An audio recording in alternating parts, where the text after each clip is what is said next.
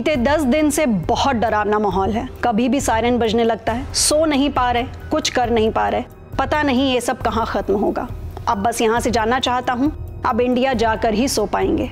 ये शब्द हैं इजराइल के जॉर्डन बॉर्डर की ओर जा रही उस बस में बैठे एक इंडियन स्टूडेंट सुमित के, जो हर कुछ दायरे के साथ उस जैसे कई इंडियंस को सिर के ऊपर गिरने को आमादा मिसाइलों से बचाकर उन्हें उनके देश तक पहुंचाने की कोशिश कर रही है। और इन सभी को इंतजार है हर कदम पर मौत की आंखों में आंखें डालकर उसे मात देकर अपने देश की सरजमी तक पहुंचने का। ईरान और इजराइल के बीच चल रही जंग का खामियाजा न सिर्फ वहां के नागरिकों बल्कि वहां बसे ऐसे हजारों भारतीयों को उठाना पड़ रहा है, जिनमें से कई वहां अपने सुनहरे भविष्य की आस लेकर पहुंचे थे, तो कई कुछ और सपनों को अपनी आंखों में बसाए वहां बसने का फैसला कर चुके थे।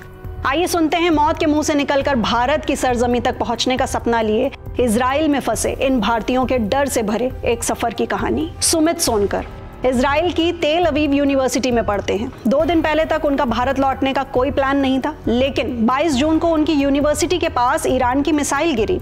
इसके बाद उन्होंने तय कर लिया था कि अब भारत लौट जाना है। उन्हें डर है कि हालात अभी और खराब होंगे, क्योंकि ये जंग पूरे मिडिल ईस्ट में फैल सकती है।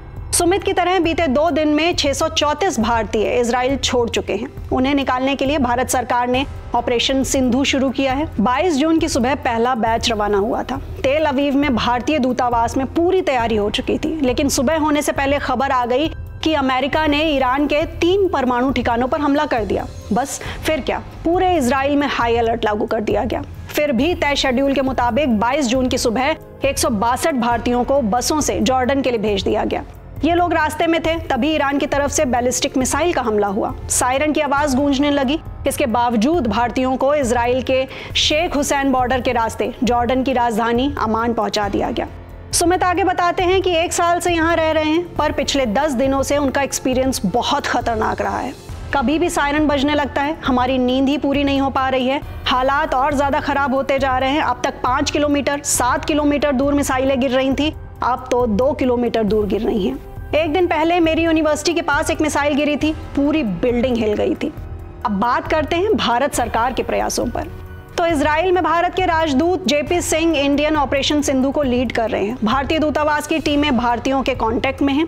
जेपी सिंह बताते हैं कि इजराइल में जो कुछ हो रहा है 13 जून से हम उसे मॉनिटर कर रहे हैं। हमने कंट्रोल रूम बनाया है जो 24 घंटे काम करता है। इजराइल में रहने वाले भारतीयों में ज्यादातर स्टूडेंट्स हैं। इसके अलावा कंस्ट्रक्शन वर्कर, केयर गिवर्स और कारोबारी हैं। एम्बेसी लगातार इन लोगों से कांटेक्ट में है। इजराइल में रहने वाले भारतीय जब तक वापस अपने देश जाना चाहते हैं, ये मिशन जारी रहेगा। उनका कहना है कि हमें कहा गया है कि जितने भी भारतीय इजराइल में रहते हैं उनकी सुरक्षा सुनिश्चित की जाए। भारतीय नागरिकों को तकलीफ ना हो, हम ये सुनिश्चित कर रहे हैं। जेपी सिंह बताते हैं कि इजराइल में रहने वाले भारतीय इंडिया जाना चाहते हैं तो भारतीय दूतावास से संपर्क कर सकते हैं। हम किसी को इंडिया जाने के लिए जबरदस्ती नहीं कर रहे, लेकिन कोई जाना चाहता है तो हम उसे वापस ले जाएंगे। पिछले कुछ साल में हमने ऑपरेशन गंगा, ऑपरेशन देवी शक्ति, ऑपरेशन अजय के तहत दुनिया में कहीं भी फंसे भारतीयों को निकालने के लिए सबसे पहले पहल की है। फिलहाल ये वक्त है दुनिया में फैले जंगी माहौल के बीच अपनों का साथ देने का, निर्दोष जिंदगियों को इससे बाहर निकालने का। ऐसे में आपका भी कोई अपना या जानने वाला इस माहौल में खौफजदा हो तो उस तक अपनी संवेदनाएं और संदेश पहुंचाएं हमारे जरिए। नीचे कमेंट बॉक्स में शेयर करें अपने मैसेज इस माहौल में फंसे लोगों और अपने अपनों के लिए।